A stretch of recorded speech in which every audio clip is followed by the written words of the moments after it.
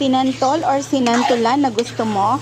Tara, lutuin natin. At dahil nga may nagbigay ng kinayod na santol, ayan, nakapagluto tayo ng sinantol or sinantulan. Sinantol nga palang tawag namin dito sa mga taga Quezon. At madalas nga rin namin itong ulam, lalo na pag ganitong tagsantol. At isa nga rin ito sa paborito ko. Ngayon nga ay craving ko na lang at ang tagal ko na rin hindi nakakakain. Ikaw, nakatikim na rin ba ng ganitong luto? Saan mo ito unang natikman? At ano ang tawag mo sa ganitong luto? Paki-comment mo nga sa baba. So yan na guys, malapit na itong maluto.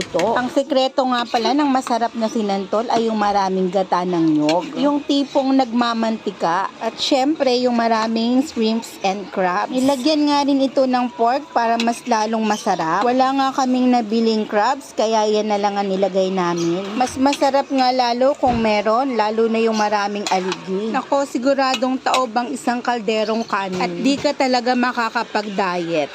Diet, walang ganon.